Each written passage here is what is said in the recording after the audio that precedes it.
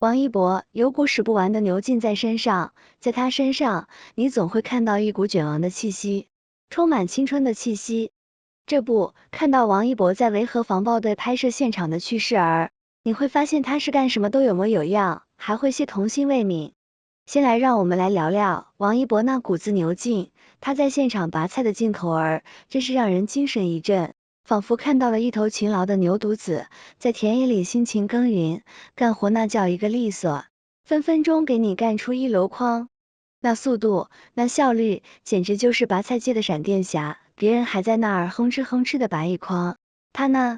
一顿饭的功夫就能搞定两三筐，这速度，这力量，简直让人瞠目结舌，强的有点可怕。还会要求再来一筐，免费劳动力，不用白不用。更搞笑的是网友看王一博拔菜，人家说眼里有活停不下来，给他一片香菜园，他一天能挖3亩地，边吃边拔。哎呀，你们就是这么霍霍王一博的吗？接下来让我们看看他对道具手枪的热爱。王一博在现场看到各种道具手枪，那眼神简直就像是小孩子看到了心爱的玩具，爱不释手，两眼放光。他问道路老师能不能借他玩2天，那表情，那语气，就像是在说，老师，我保证不弄坏，就玩2天，行不？工作人员看着他那真诚的眼神，宠溺的笑了，说，行，拿去吧。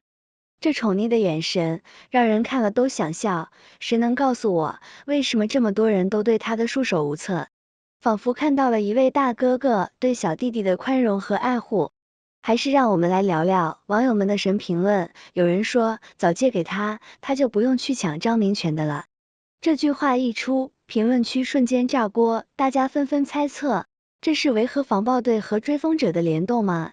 王一博这是要化身为追风少年，开启一段新的冒险旅程吗？微弱来查理查气的，可爱的要命，杨震可是硬汉，强的可怕。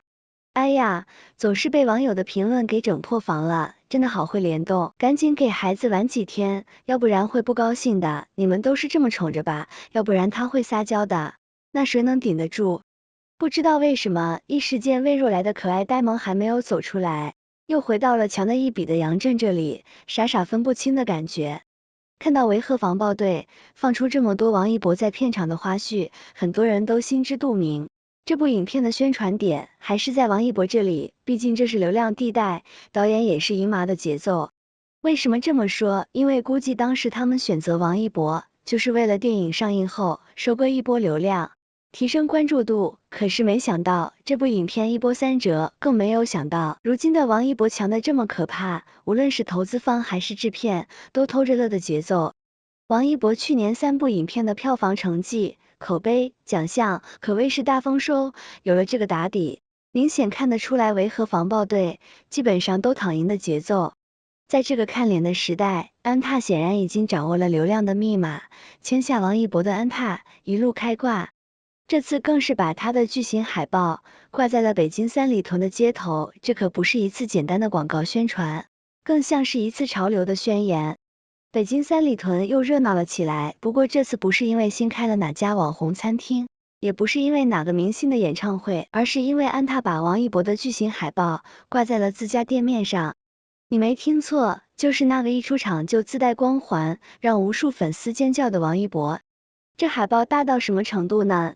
这么说吧，如果你在三里屯迷路了，抬头看看王一博的海报，就像是一座灯塔，指引着你前行。安踏这波操作可谓是营销界的神来之笔。自从签下了王一博，安踏的品牌形象就像开了挂一样，一路飙升。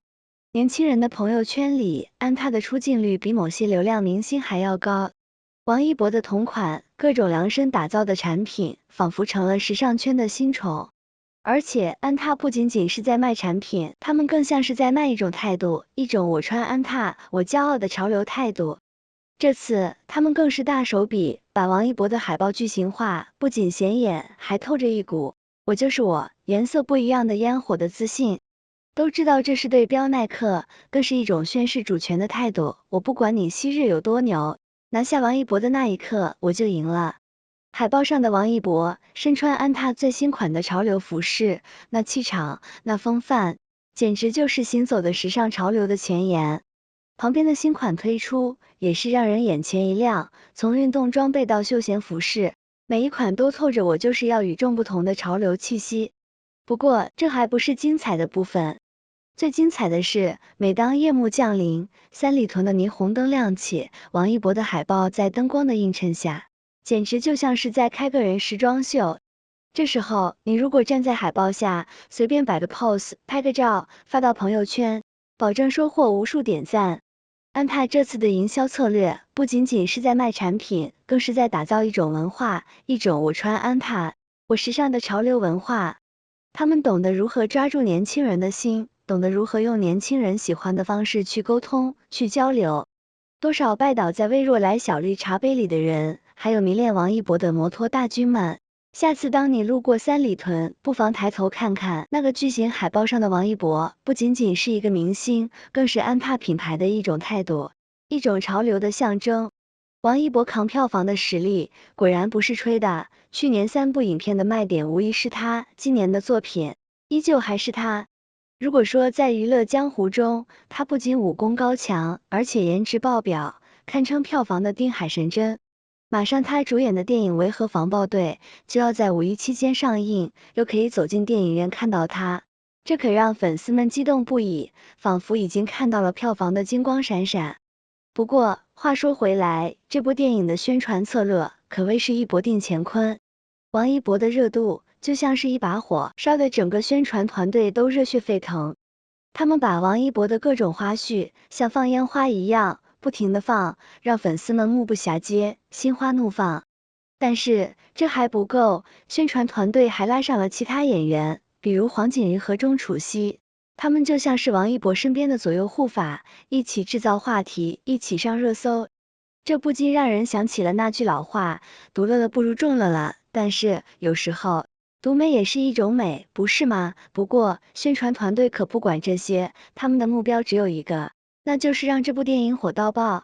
他们用各种手段制造话题，让这部电影的热度像火箭一样一飞冲天。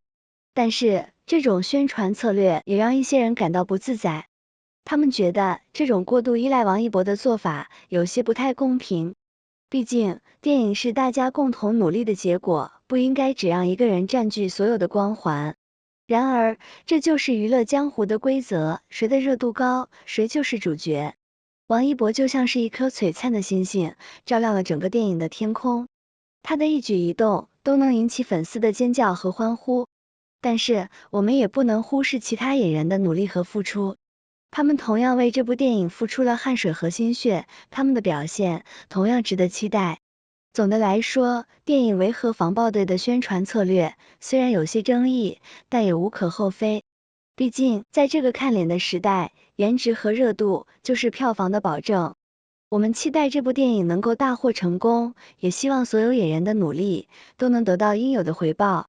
让我们以一颗娱乐的心去欣赏这部电影，去感受王一博的魅力，去体验其他演员的精彩表现。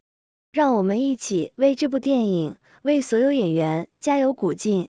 看过热搜后，很多人都说铺天盖地卖点都集中在王一博身上。说实话，这个杨震的角色和之前长空是非员雷雨、缉毒警察陈宇都有类似。再加上这部电影王一博是二番，对他加成并不大，如今却打着他的旗号各种的宣传，对此王一博的粉圈明显宣传力度提不上劲头。